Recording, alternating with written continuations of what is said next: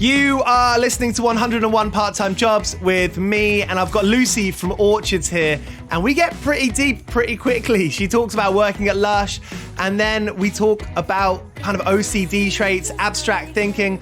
I learned a whole lot. I hope you do. And we talk about so much to do about being in the band, the dynamic between them as people, the people they work with. Actually, they all had to get part-time jobs when touring intensified a few years ago, so that's on brand for this podcast.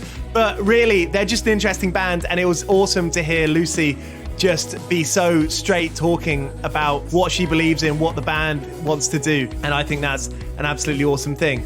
They've just released an EP called Acoustic, which is acoustic versions of tracks from their record Lovecore, which is out now. Both those records are out on Big Scary Monsters, so you should definitely go and check that out. East London's Signature Brew have been brewing music-inspired beers since 2011. They've made beers with Mastodon, Idols, Slaves, recently Sports Team. If you go onto their website, signaturebrew.co.uk, you can get your beers delivered throughout lockdown, and with the voucher code of 101 podcast, you can get 10% off. And finally, as part of my project mobilization, if you like this podcast, please tell your friends, get on WhatsApp, let them know the link of this, subscribe, stream the other episodes that I've got. I'm trying to put out a couple of episodes a week. There's always going to be something to check back on. So if you can let people know about it, if you enjoy it, then that'd be fantastic.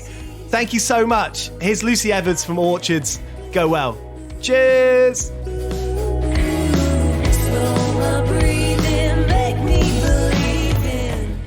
I have worked in retail since I was, I want to say 15, maybe 16. So I've worked in retail for a really long time and have always done some form of music something, whether it be musical theatre, whether it be, obviously I'm in Orchards, so like a indie pop band.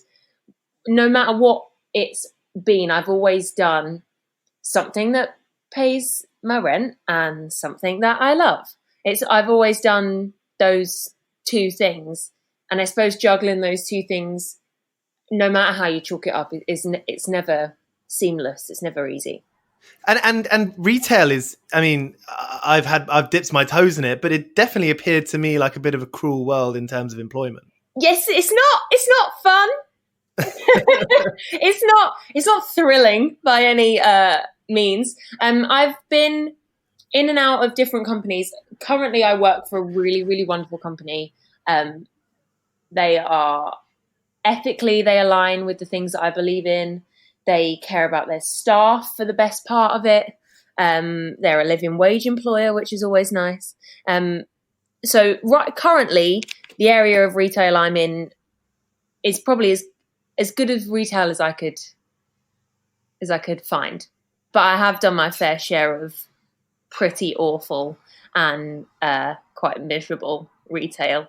Being on the business end of someone having a hissy fit because you're only giving them 20p for their DVD that they bought 10 years ago, and they're furious at you and shouting, and you just have to stand there like, cool, well, I'm trying to be a good person, so I'm just going to keep my mouth shut.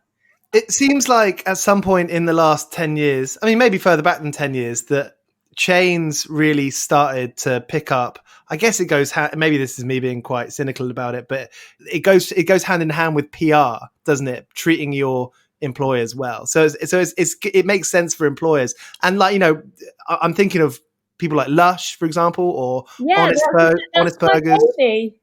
That's where I've worked in for the last 4 years. Great. And it seems like people did get treated quite well there. I never worked there myself. Yeah. I mean, I suppose with any business, it really goes down to who you are immediately surrounded by. So my shop is a wonderful shop. Everybody really cares about each other. Everybody's really supportive of each other.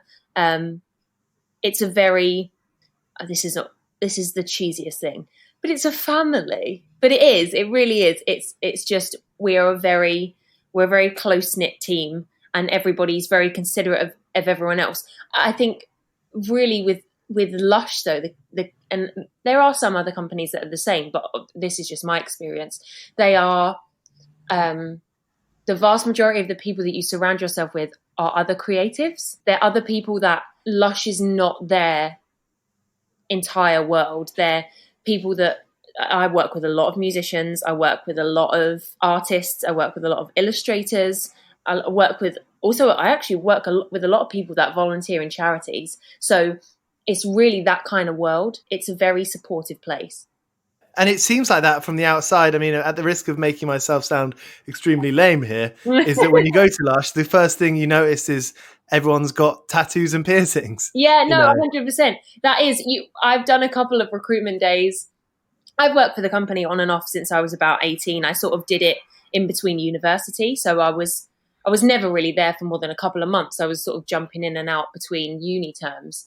But I've done a couple of recruitment days in the past year just because now I'm considered senior staff, which makes me feel horrendously old. And I'm not even old, but it makes me feel it. I've done a couple of recruitment evenings, and you can just see when all of the people walk through the door and there's like 30 of them, and there's only 5 positions, you just look at them and you go, oh, you're going to get the job, and you're going to get the job, because it's like a jigsaw. People just fit in. It just works because it's such a demanding makes it sound negative, and I don't mean it to sound negative, but it's a very demanding atmosphere.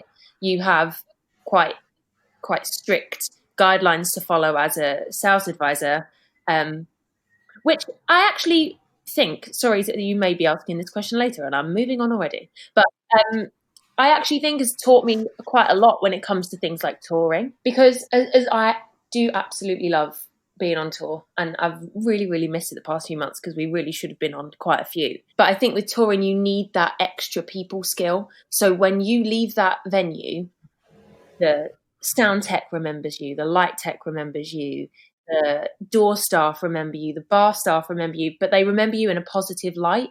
And I think working in retail or working in Lush has taught me that. It's given me that skill of, yeah, I might feel rubbish today and I might be exhausted from doing 4 shows already or like 2 weeks of touring, but I can put that face on and go, yeah, I'm going to be happy, I'm going to be polite, I'm going to be really nice, because then that will leave a lasting impression when I walk out of the door. And I think, which I'm sure as a consumer you appreciate from Lush, is that you walk out and you feel uplifted. I think there is such thing as positive performance, as in, being nice and, being that extra bit polite that you probably need, that you don't really need to, but you want to do it because A, it makes someone else feel good, but B, it helps you do what you like doing. 100%. And I don't see a problem in that, just to state my... No, like we're quite vocal, or I am quite vocal about how... so the album, our debut album that came out a little while ago, is very much about my experience with OCD and depression, and I'm very vocal about it, and I'm more than happy to be very vocal about it, because I think the only way that you change or you grow or alter people's opinion is by language, and using the correct language, and behaving in a calm to positive way. And I'm very vocal about my experience with OCD, but I do think that feeling outwardly positive and being outwardly kind and nice and welcoming does have a knock-on effect to your personal mental health. Sorry to go deep, but I do think that has a knock-on effect. So I could be having the worst day, and I've had those days on tour. I've stood behind a bass amp before, and had on stage and had a full-blown panic attack. And our guitarist has looked at me and gone, like, we need to do the show. Like, you need to get out. I appreciate you're in pain, but we need to do this. And I think forcing positivity outwards, everything's cyclical. It'll only come back to you. So the more positive energy you put out there, the more you'll get in return. And I do think working where I work has that effect on me. I do think being on tour has that effect on me, because we are, for the most part, a very positive and I try to uplift people type of band. And I am very much one of those people. I do not stand for unkindness or injustice. I am an injustice warrior, and I will always be that. Love that. And I feel like, tell me if your experiences are different, but I feel like sometimes those bouts of whatever it may be, depression or OCD or somewhere in the muddy middle, that it gets worse when you're, it sounds silly to say, it gets worse when you're thinking in a negative sense. So if you're feeling rubbish, you're probably going to feel it, that a bit more. I mean, and that's what's happened in my experience. So I completely understand what you say when you try and be a shining light. If you can, try your best to be that positive person that you can kind of protect yourself from those feelings overcoming you.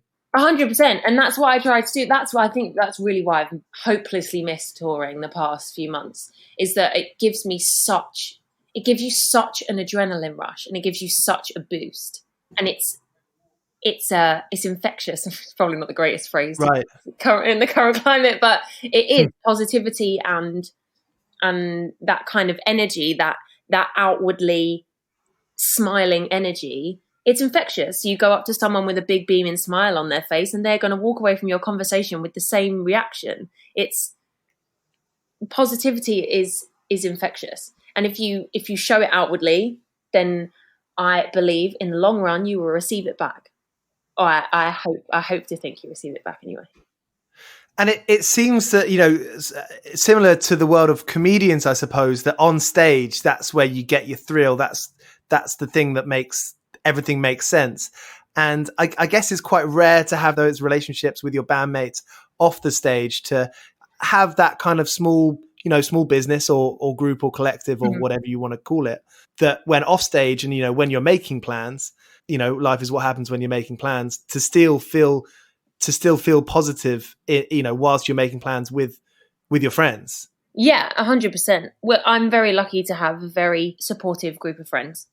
I try to surround myself only with those kind of people. And us as a band, we're close anyway. And I think all of us would be close irregardless of being in a band together. So Sam and Daniel have known each other since they were 3, and they've been best friends ever since. It's actually diversion quick. It's a very cute story, and I'll tell you it because it's adorable.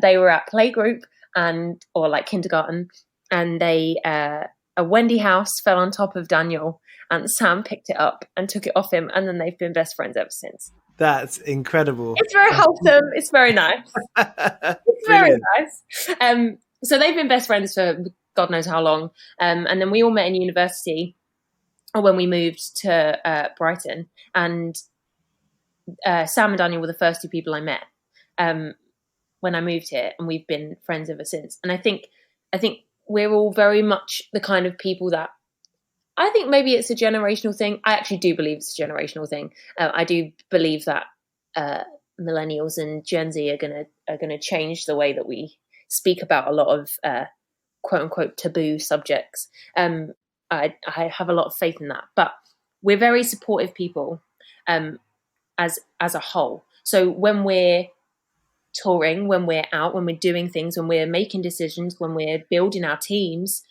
we make a conscious effort to choose people to be in those areas that are in return very supportive and very kind people. I don't think there's anybody on our team that if we had things to do, well, for example, we did have a lot of things to do at the start of the year, and I had just had the worst week, and I messaged everyone and was just like, yeah, I know we've got to do all of these things, but I just can't function today. So I will get back to you tomorrow. I just need to have a day. And all of them immediately were just like, yeah, not a problem, absolutely fine. Like, don't worry about it. It's not a big deal. Just get back to us when you can. And I think we purposefully surround ourselves with people that are like that. Yeah. So when you are on tour, when you are going away, when you are in a scenario where you're trapped in a van with the same 4 people, you don't kill each other. And it's demanding, because especially when you're making records for a label, or you're working with someone making a video. I mean, like the list is endless, right? Promoters, that can be so demanding and exhausting. So it sounds like, that sounds so good that you've had that thing where you have that thing where you can be like, not today. I just need to look after myself today. 100%. And I do think if you have an environment like that, where you can be honest about, well, no, today's a rubbish day, or no, today something's come up and genuinely this desperately needs my attention. I think if every workplace, if every environment was as accepting as the environment that we've manifested for ourselves. I'm not saying we're perfect by any stretch, but if every environment had that little additional forgiveness and a little additional leeway, that as a whole, things like mental health probably would be lessened. Things like stress and anxiety would be lessened. I'm not saying they go away because they never will, but they would be lessened because you don't feel scared to tell someone that, sorry, that was my front door. You don't feel scared to tell someone that you're having a bad day. Because if this goes for any example, if you're stressed or you're anxious or you're up, even just if you don't suffer with anxiety, you're just having a bit of a naff day. Everybody has them. If you are in a position where you feel that pressure, whatever it may be, and then you feel additional pressure from the people that you surround yourself with to do better, be better, ignore it, it's fine, it'll go away. If you have both ends of those spectrum and there's no give, then you're the give, you're the thing that will snap. So if you have an environment where you feel accepted as a human being, then everything else, it's a knock-on effect. Everything else will become better. And it seems to me that playing in bands, DIY bands, is such a, it's kind of a gross phrase, isn't it? But passion project. Oh, hell. Where you identify as that. You know what I mean? So you don't want to let that down by being not there in the room. Exactly, 100%. And I think we have our tour manager, who is called Jimmy, and he is possibly one of my favourite people on the planet. So he gave me a really, really incredible bit of advice that I pass on to quite a few people. If you spread yourself thin enough, there'll be none of you left to spread. And that's exactly it. If you spread yourself as thin as you can get yourself to try and do as many things as you can, there's no energy and there's no effort left to do the thing that you want to do. I put that in the scenario of touring. So before a show, it is very unlikely that you'll see me anywhere. I will be in a room by myself, conserving energy. And I call it that because it's exactly what I'm doing. If you've ever seen us live, audience listening, you will know that we are pretty crazy. And it's very often that I'm standing on a bar or laying on the floor. It's a full body effort to do a show, which Excellent. I love, which is why we do it. I do that on purpose because it's genuinely, it's how I feel. I feel that excited and I enjoy what I do. So if I spread all of my efforts out everywhere else, I will have no effort to do that on stage. And then you've paid money to come and see me stand still. And who wants to do that? Nobody. That's boring. So that piece of advice was an amazing thing. And because this is something we're all incredibly passionate about and something that all of us have dreamed of doing since, for me, it was when I saw the Tragic Kingdom tour that No Doubt did, and the video went onto YouTube about 2007, I want to say. I don't know. But it went onto YouTube and I watched it and I was like, oh my God, I need to be It's so cool, now. Isn't it? It's just one of the best shows I've ever seen. And she has that much energy, or all of them, but Gwen has that much energy for 2 hours. Like, where is that? I do 40 minutes and I feel like I'm going to just be a puddle of sweat. Like, how do they do these things? But I saw that and I was like, right, this is what I'm going to do. I've made this decision now. That's what I'm going to do. And I think all of us are like that. All of us have different points of reference, but all of us have that one moment where we thought, yeah, I want to do this. This is fun. And I feel like that is the case with maybe not all, but most independent or DIY bands. I think it is, you do it, by God, you're not doing it for the money. So you're doing it because you genuinely love it. Like, I love standing on a stage and just watching I like looking at people that are happy, that are smiling, that are having a great time. And that's effectively what we want. At the end of our show, I want someone to come away and feel even 2% lighter than they did when they got there. For real. And I think that's why people go to shows, to watch something that they feel is just some kind of, I don't know, release, I suppose. I think this is why people love ska punk. It's because you can go to a ska show and actually just kind of lose all your inhibitions, you know, without feeling pressured to do that via drinking or what else, and just dance. Like, dancing is the most important thing at a ska punk show. Exactly. And with our shows, because, I mean, we don't really fall into... That's why we've called the album Lovecore, because we genuinely wanted to make up a genre for ourselves. We couldn't think of one, and we kept getting asked, and we were like, I don't know. We just sort of do what we want, and whatever comes out, as long as we like it, then maybe someone else will. So it's interesting that you say not drinking, because I've been sober for, I want to say 3 years now, and it was genuinely the best decision I ever made. I feel better most of the time. I feel healthier. I feel more in control. Not currently, don't feel in control of anything, but I don't think anyone does right now. But I feel more in control. I feel I get to the end of the show and I don't feel lethargic. I feel like I can enjoy myself. And I'm enjoying myself because I'm enjoying myself. I'm not enjoying myself because there's something in my system telling me to enjoy myself. The pressure to drink in live music, playing or going to, equally cannot be underestimated how much peer pressure there is to get wasted. There really is, because unfortunately in the independent world, in the DIY, underground, whatever you want to call it, in the type of in the part of the music industry we're in, especially, unfortunately, if you're not getting paid, you're getting paid in beer, and that's, in my opinion, not very healthy. I'd rather get paid in food. I'd rather get paid in crisps. Like, I'd rather you give me a crate of crisps than a crate of beer, because the crate of beer is useless to me. So I do think in this industry, it can get quite, it can be such a point of tension between, just generally in the industry, alcohol and substances can be such a point of tension, because you don't ever want to tell somebody what they can or can't do, because they're grown-ups and they can make their own decisions, but you also want to protect people. So it can be quite hard.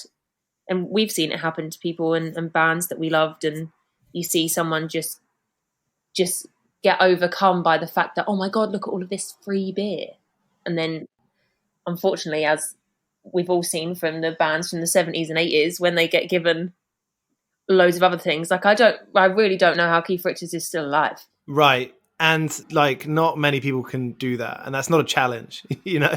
God, no. Like, it's not something that should be encouraged. And I feel like now it's not as encouraged as maybe it was in sort of the like early 2000s, 90s. But I feel like it's less encouraged now. I feel like being teetotal is a lot more common now, which surprises me.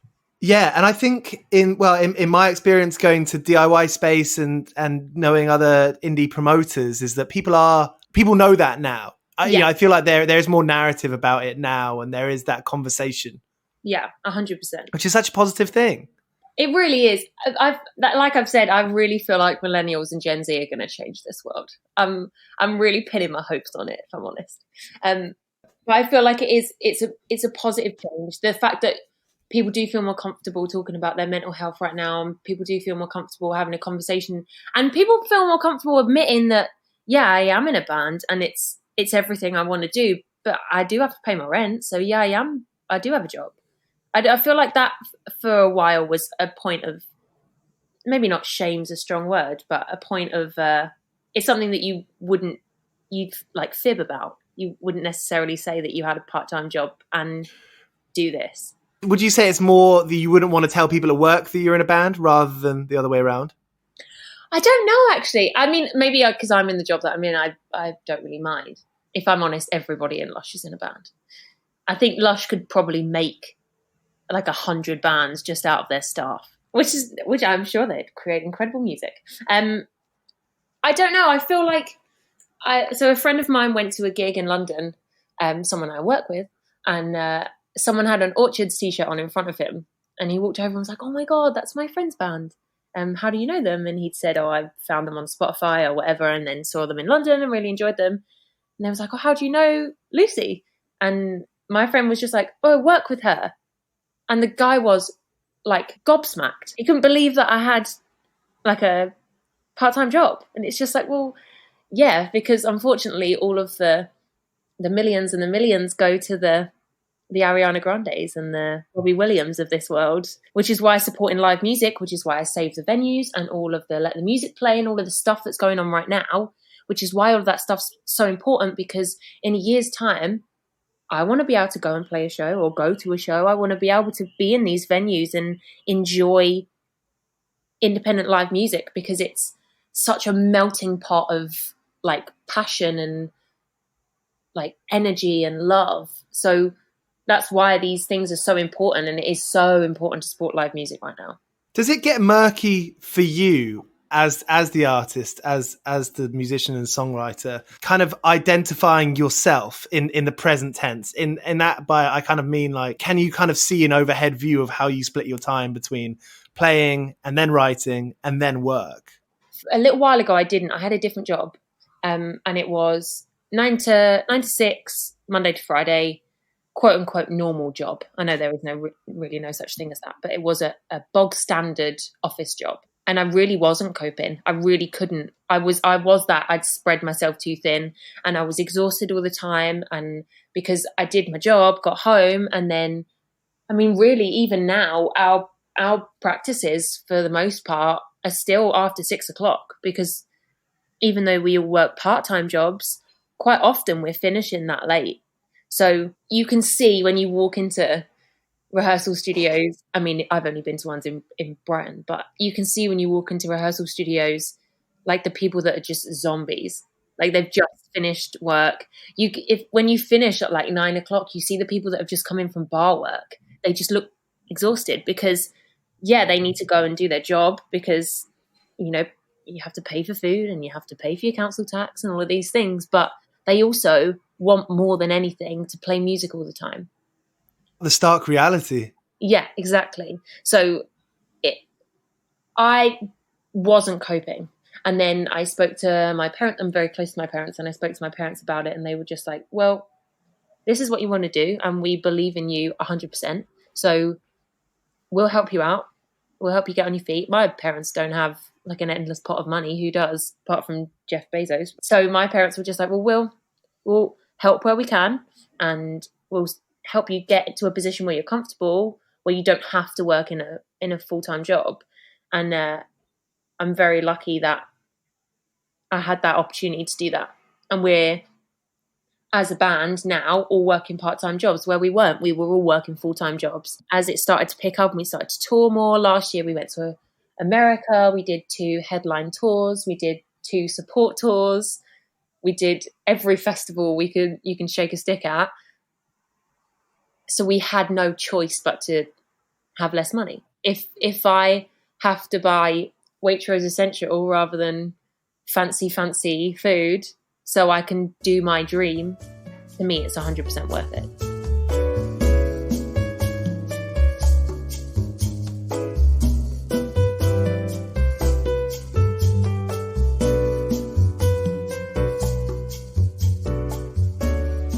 And doing those gigs, I mean, talking about it picking up last year, playing the festivals, doing those headline tours, you know, kind of the goal of you, or I suppose your manager, if you have one, is to it's just you. Yeah, it's just us. Yeah.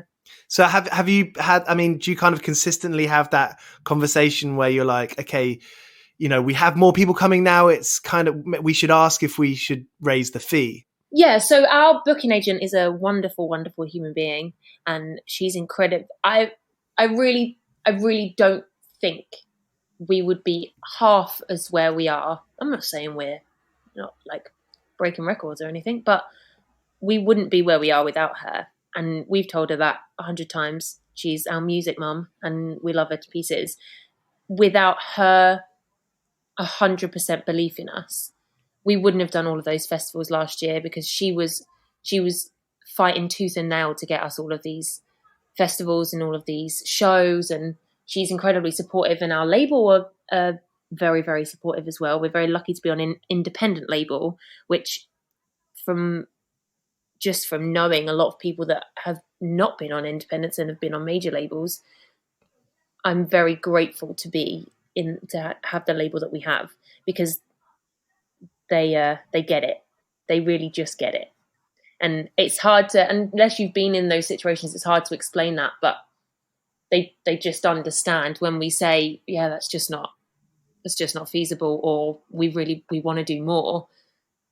Like I said, we've surrounded ourselves with a very supportive team of people, and it's a very small team, but it's a very supportive one. But I don't think we'd be half as where we are. But when it comes to festivals, I think this year for us, because it was our debut album year and it was going to be this huge big deal, this year we were like, right, no. Like, we've done the festivals for petrol money, we've done the festivals for a crate of beer, we've done the shows for free, we've done it for losing money, and we have done it for like breaking even. We're very lucky that we have broken even a couple of times on some tours, which is very, very rare. And I think people would be shocked by that, how rare that is to break even on a tour. Well, the same thing, how much you lose on your first few tours, right? Exactly. We're very lucky that our first headline tour we broke even on. And I think that was purely because our tour manager was very sensible, and we stayed with family and friends. We avoided hotels where at all possible. I think we stayed in 2, and I think all of us slept in one room, which is probably not allowed. But we've been very savvy, as my mum would say. We've been very savvy, and it's meant that we've had the ability for the next, we've got some music videos and exciting things that are coming out soon, and we can afford to do those things because we have been so sensible in the past, and we can afford to put products online and on our Bandcamp where all the money goes to charity, because we have been sensible in the past. And I can only speak for us, but even other bands that we've been in, that's not always been the case. But I think as a group, as a 4, we decided that we were serious about this. And in order to be serious about this, you have to make certain sacrifices, and you have to go, okay, well, I'll put some money in, you put some money in, and then when the band can afford to pay us back, it will. And it has done that before, which is great. We're very lucky to be in that position. But you do, at some point, you just have to put your foot, like, dig your heels in and just go, no, we deserve more money now. We deserve extra because we feel like we've shown you what we're worth. I don't think it's talked about enough how much intelligence is required to be a successful band. Success being a sort of sliding scale, of course. Yeah, I think it's really down to that. I mean, that's just the phrase my mum uses, and I think it's down to just being savvy. It's down to just realizing that in order for something good to happen, you've got to sacrifice so much. And we've all sacrificed a lot. Sometimes those sacrifices don't pay off, but when those sacrifices do pay off, my God, it's worth it. Like, it's worth standing. So 2000 Trees is by far one of my favourite festivals to play. And it's meant to be this weekend, which is really sad. We played it last year, and that tour was really, we played it at the end of a tour, and my sister went into labour the morning of 2000 Trees. Wow. And little Charlie was born while I was on stage. No way. It's one of those things where I spoke to a lot of people about it on the day. We had some interviews to do. We literally dived off stage. It was a packed out tent, and one of the best experiences of my entire life. I don't think I'll ever forget it, and I don't think I'll ever take that experience for granted, because it was truly amazing. I'm glowing just hearing that. Just to have a tent of like 600 people just screaming your words. And they were going to pull us off a song early, and the crowd lost their minds. They were like, no, let them play, like, no, screaming. And I just looked at everyone else, and all 4 of us just looked at each other and went, we're just going to play it. I don't care if they turn us off, we're just going to play it. And we played the last song, and it was the best experience of my music career so far. And I hope they only become more often, because it was incredible. But as I walked onto stage, I texted my mum, and I was just like, my phone is going to be off, but just keep telling me what's happening. And I walked off stage, and I was sent a picture of little baby Charlie, and I just stood there, and I was like beaming from the show, and then beaming because my nephew had just been born. And I was like, didn't know what to do. Our booking agent just came over with a box of vegan donuts. I was like, completely losing my mind and didn't know how to feel about it all. And then I thought, these are the sacrifices that you make. That me not being able to be there to see him when he's born and be with my family, but I got to stand on a stage with 600 people screaming at me. So they're the moments where you go, okay, maybe it is worth it. Maybe all the things that you miss out on and all of the difficulties, maybe they are worth it, because now I've got a nephew and an amazing experience. So sometimes it's weighing up. It's weighing up what's worth it. Playing those incredible shows, those ones where you're like, well, just like that by the sounds of it. Does it have the ramification of the way do you set your sights higher after that? Does that change your expectations or hopes? I think probably a few years ago it would have. I do think a few years ago it definitely would have. I would have thought, you have that moment of ego, and I really try not to have an ego, but you have that moment of ego and you're like, oh my God, I'm the best person ever. And you feel really like uber confident and really, you just feel incredible. And you think, right, this is it. I'm I've made it now. I think a few years ago, I probably would have been like that. And I was maybe a few times. I think now I try to take each moment as it comes and go, well, that show was incredible, but I have to work just as hard as I did for that show for the next one in order for that show to be incredible. And that's something I've found really, really difficult trying to really learn. You have to relearn how to think about success, I think, sometimes, because success comes in all shapes and sizes. And that adrenaline, when you jump off and that adrenaline's running, you think you're invincible. You really do. But then you get back to the living room floor in your sleeping bag and you go, okay, maybe I'm not invincible, but I worked really hard and we got there. So let's keep working really hard and we'll get here. It's about finding less milestones, more lily pads to jump onto, I think is probably the way to think about it. And to me, it seems like having that part-time job and then having that stability of a band where you have this kind of awesome, dedicated fan base, and that's reflected in the promoters and festivals that you play at as well. Are you at peace with the situation that's happening now? Are you at peace with all of that in the picture, in one picture? I think it grounds you. I think it does really ground you by doing all of these tours and playing all these shows, and you get the play on BBC Radio 1 and you feel great. And then you walk into work, I put a penny on, and to everybody else, I'm just a shop girl. And I feel like that grounds you. And I feel like everybody should have, whether it's a part-time, whatever it is, I think everybody should have that grounding. Otherwise, you become that spoiled brat that thinks they're everything. And that's when things can become, maybe this is being stereotypical, but that's when you can fall into the cycle of, oh yeah, I'm just going to, get drunk and like have fun and do what I like because it doesn't matter. Whereas I come from a family and a world where you should appreciate every single bit of everything, because you never know.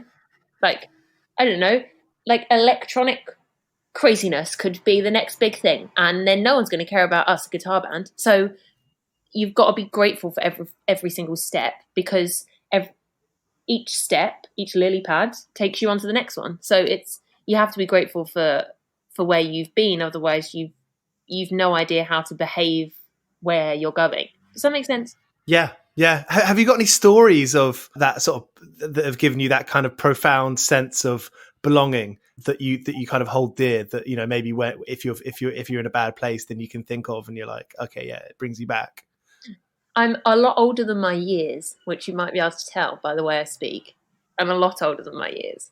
In my head, I'm this 50-year-old amazing guru lady who just, has all of these like stories and interests in life. And really, I'm just a 20-year-old trying to navigate like the rest of us are.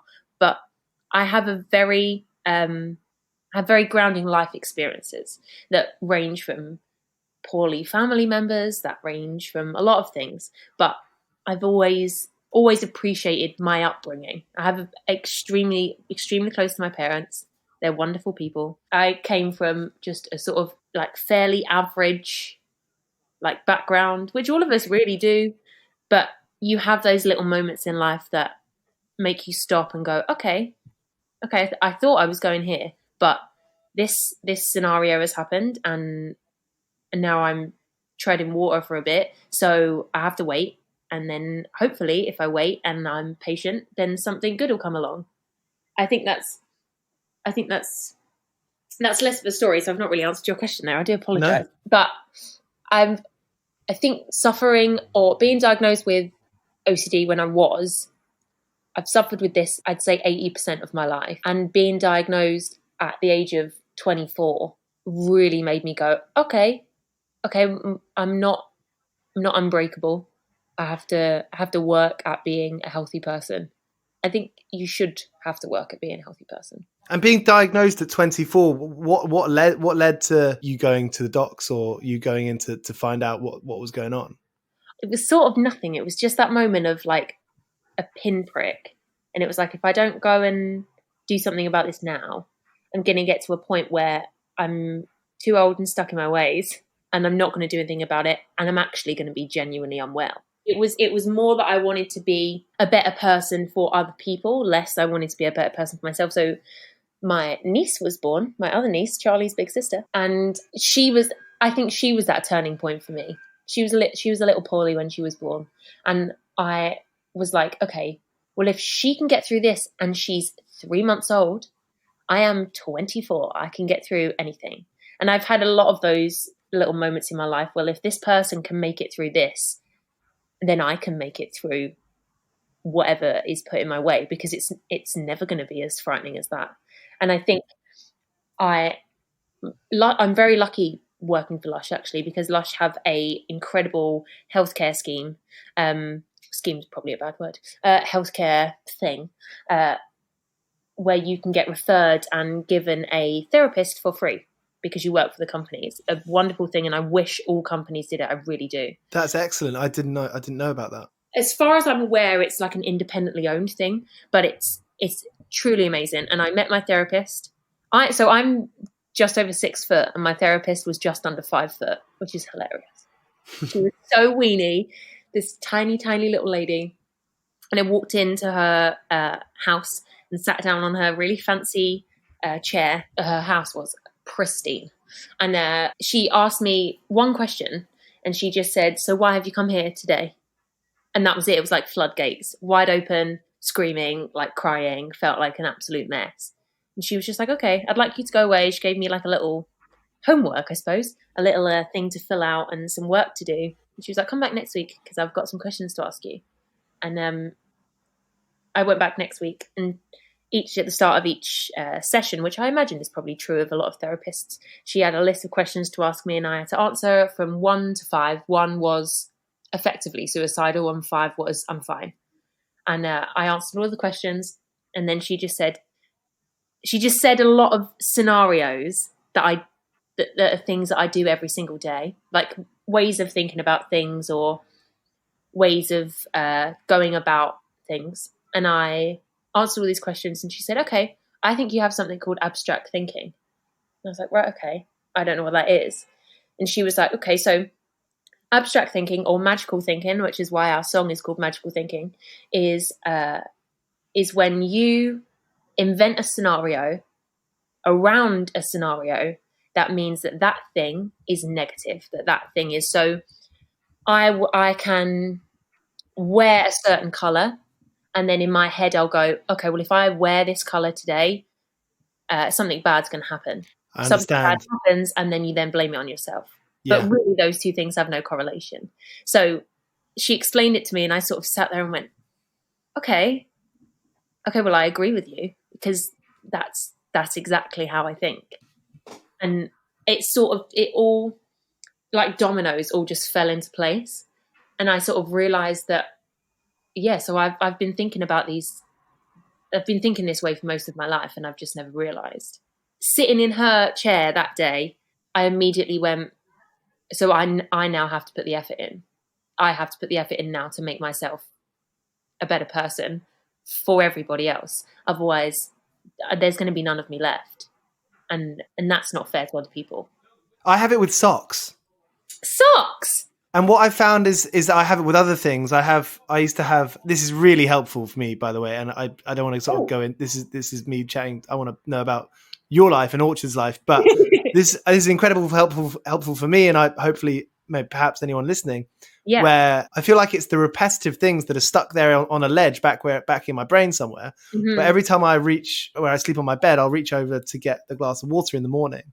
I always have a weird pang of a bad feeling, and it's always the same bad feeling, and it's always the same thought, and it's repetitive. And you do have to. I found the only way that I can help myself is by telling myself to shut the fuck up. Yeah. Sometimes the only way to switch the thoughts off is to tell yourself you're being ridiculous. And I've spoken to family members about this before and said, when I first got diagnosed with OCD, I told my parents. My mum was like, "Really? Like, I would never thought you would have that." And I said, well, the thing is that OCD is not, that pencil needs to be straight or it needs to be at a right angle. That's not OCD. Or I need to switch the some OCD is like that. But the OCD that you see in the movies and you see on the TV is not what OCD is. OCD is all consuming.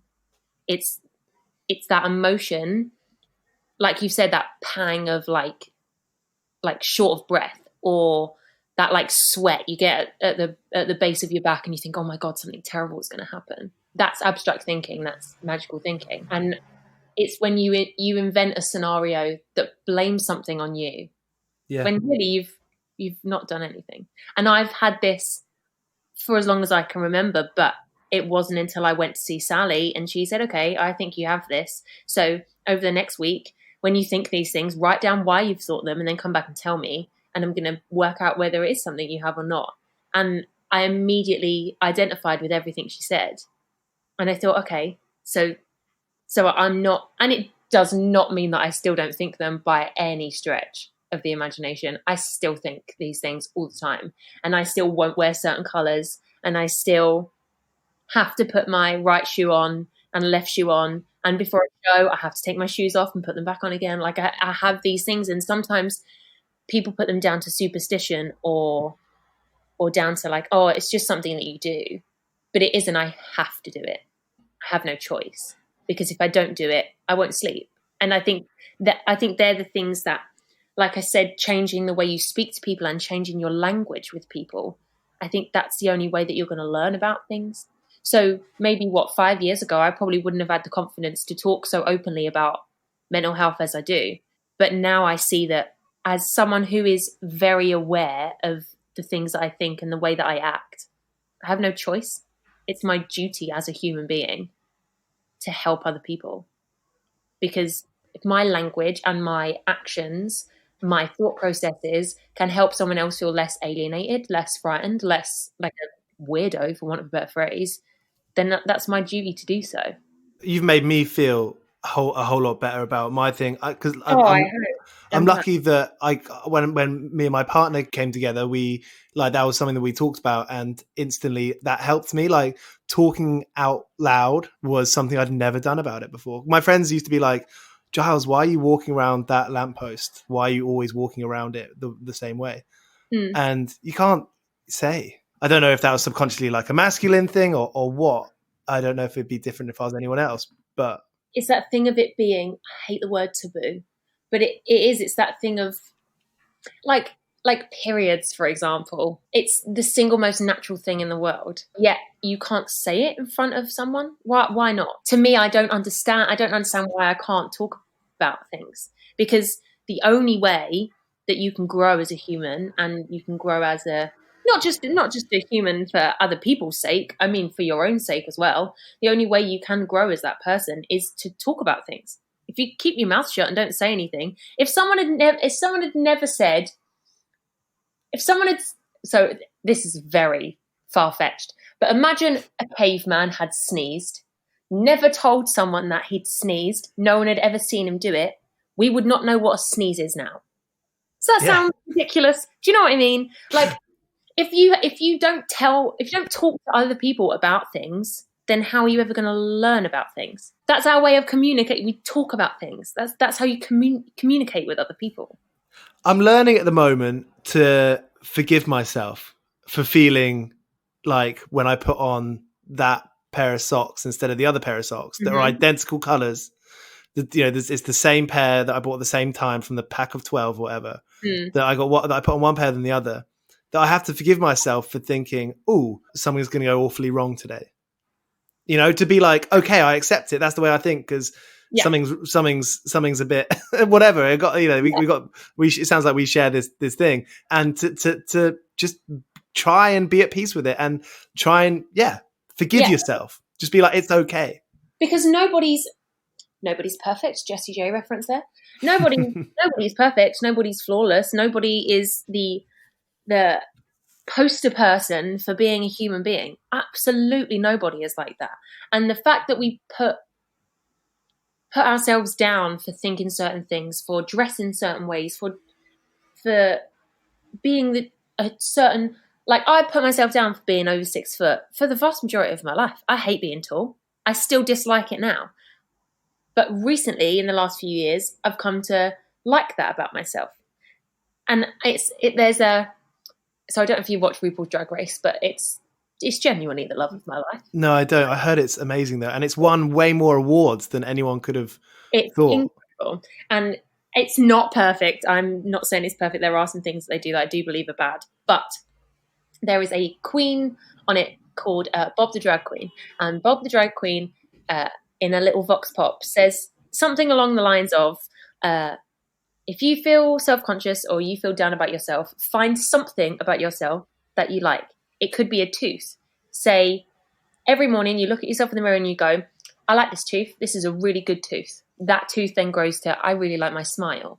That then grows to, I really like my shoulders. Like, if you start to really focus on things that you genuinely care about yourself and you genuinely love about yourself, then as a whole, you'll become a lot more comfortable in yourself. And then hopefully, with some luck, you'll feel more comfortable talking about yourself to other people.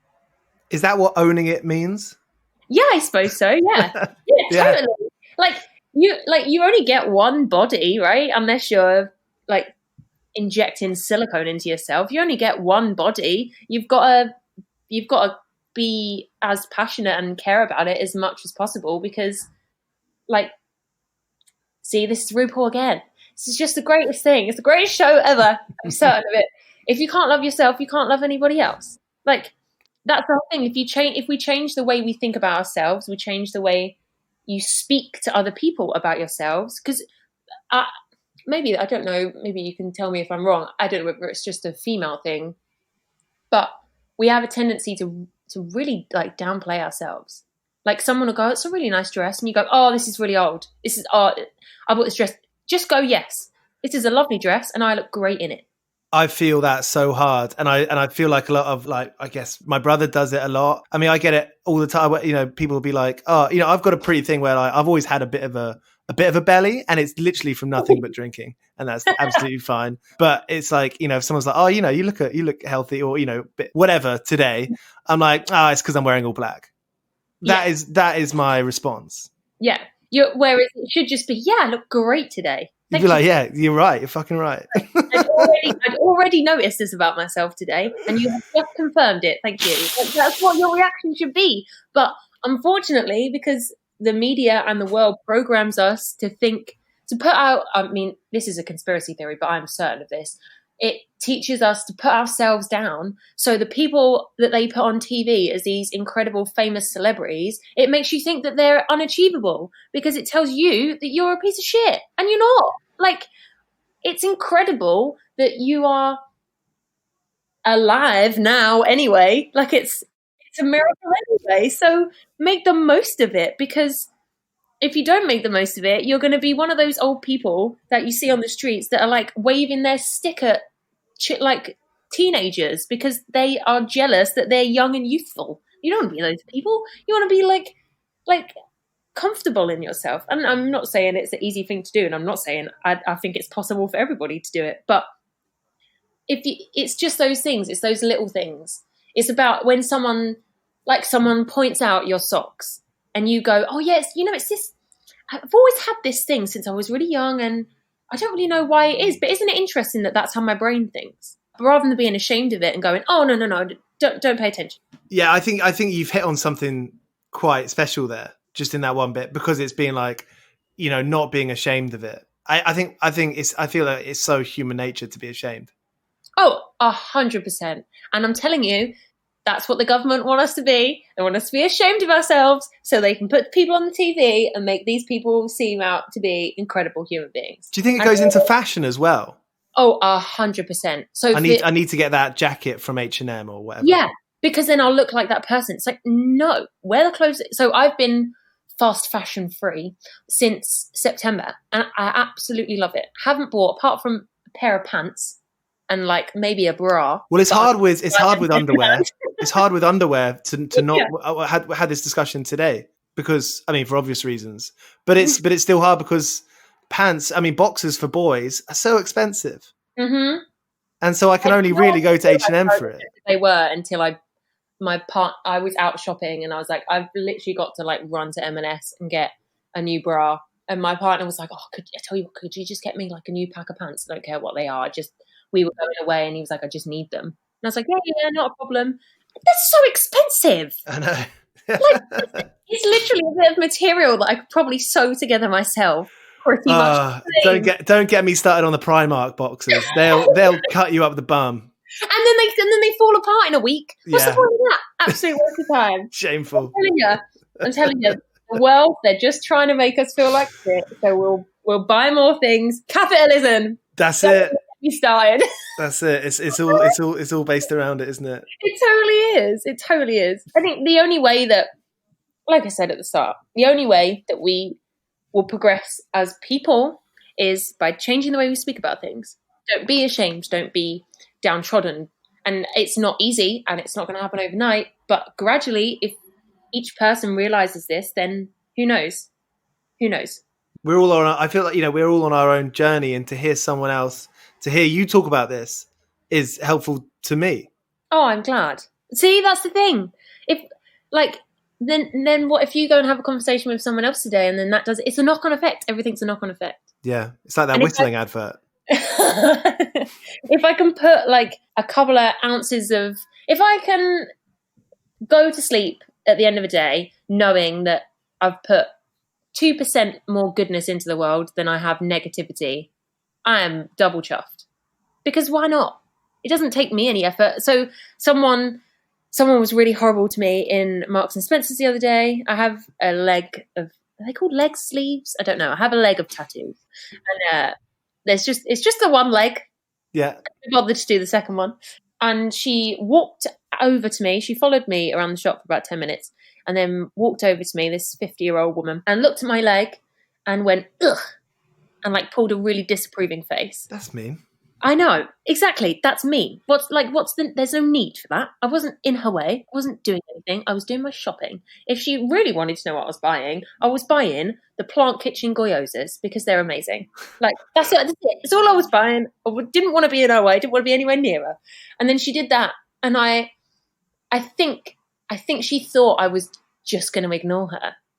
And I didn't. I really didn't. I thought, you know what, I'm going to challenge you today, because what if nobody's ever challenged you before and you feel it's your right and your privilege to go and be awful again? So I walked over and I just said, excuse me, do you have a problem? And then she was embarrassed and she sort of shuffled away and looked down and went, no, I don't. And I was like, well, I think you do. So I actually ask you to stare at me once more. And then she didn't. She completely ignored me. And I thought, isn't it awful that some people feel it's their right to be unkind? God, that must have felt good for you on the other side. Oh, I tell you what. But if I'd felt, I said this to my partner, the day before I was having an awful day. Like I didn't get out of bed the day before. I just couldn't move. I just felt naff. So I have an endometriosis, which is like a pretty painful thing, and there's not really a cure for it. So I was just in bed all day with a hot water bottle, just watch it, because I couldn't move.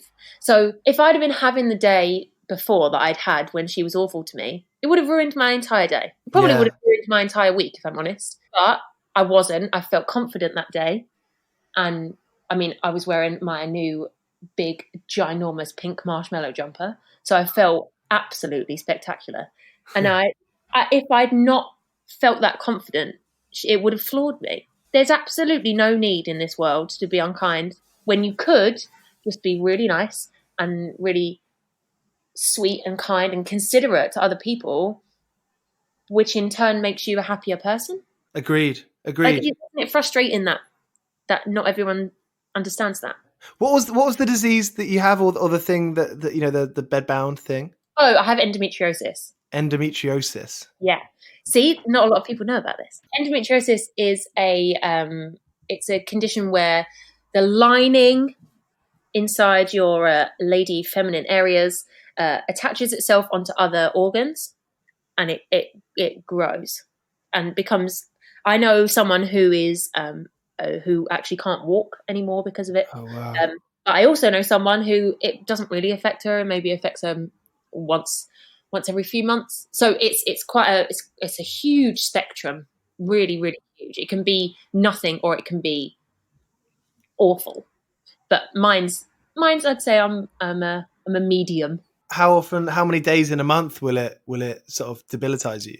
I'd say 3 weeks. 3 weeks out of? I'd say probably 3 weeks out of 4. I get at least some sort of effect of it. Wow. Whether that's like it being incredibly painful or it being like it's just niggling, or it varies. It varies quite drastically. Is that hard to tour with? It's incredibly hard to tour with, yeah. So normally, which is, the boys always laugh about this, and they laugh about it because I laugh. If I didn't laugh, I don't think they would make a joke of it, but I make a joke of it, so I don't mind if they do. But we'll get in the tour bus first day of tour, and they'll all look at me and go, "So are you on your period?" And I always sit there and go, "Yep, of course I am." Like, it's always the first day of tour without fail. I'm always on my period. As soon as we're doing something important, the first day of recording the album, I was on my period. So I was on my period for 2 weeks out of recording the album. We recorded the album for 3. And it's just like, oh, of course, it's become a bit of a joke now in the band. It's like an inevitable thing. But they are extremely considerate of it, which I'm very lucky to be in a band. And as a boy, it feels like a nice vehicle to be able to talk about that subject. 100%, because those 3 people wouldn't know anything about it had I not been in their band or been their friend at least. So Daniel's partner is one of my close friends, and I obviously talk to her about it all the time because girls talk about these things a lot, and it isn't just women who bleed. So I think that's a conversation that isn't had enough. That trans men and non-binary people still bleed, and I don't think that's a conversation that's had enough. But that's a conversation that would take me about 5 hours. But being on tour, which is why I think females, non-binary people find this industry so difficult to navigate, because it's really geared towards men.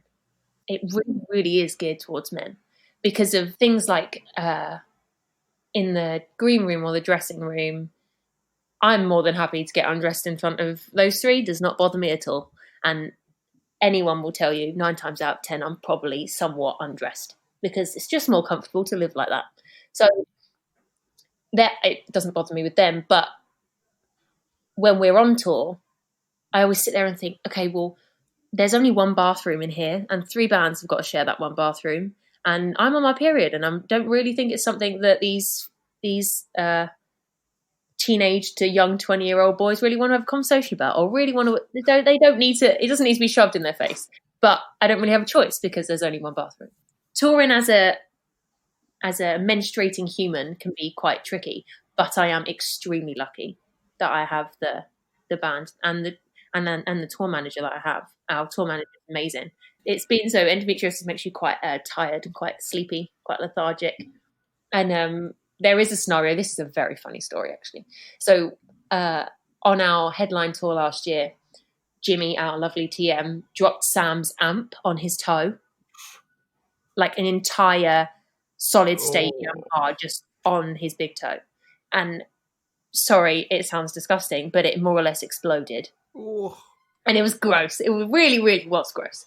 And we got towards the end of the tour, and I hadn't been diagnosed with endometriosis then, so I just thought it was just period stuff. I didn't really know what it was. And I was in loads of pain, and I was really, really tired. And we didn't get back till like 3 a.m. and I was absolutely exhausted. And we had like a van call of like 9:30. And for me, that's early. So I sort of was laying in bed. All of them were showered and dressed. And Jimmy walked over and was like, look, I know you don't want to get up, but we have to go. And I was like, okay, yeah, fine. Yeah, I'll get up. And then I didn't move because my stomach was so sore, and he just whipped his sock off and put his toe directly in my face and was like, I love you, but you need to get up. And I was like, okay, I'm up.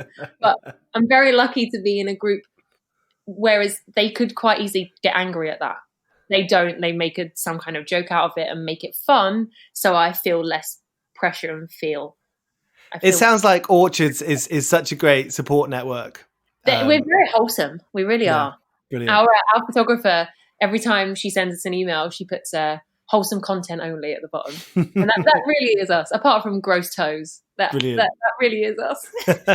Well, Lucy, thank you so much for chatting to me with us. Thanks for having me. It's great. I feel we've transcended some topics. It's been great. We really have. It's been cathartic, I think. Yeah, absolutely.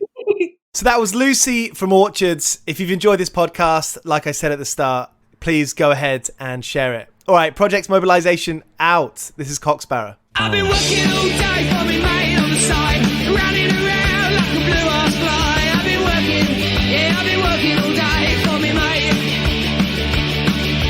Every bleeding minute I've been on the go, up and down the ladder like a fiddler's elbow.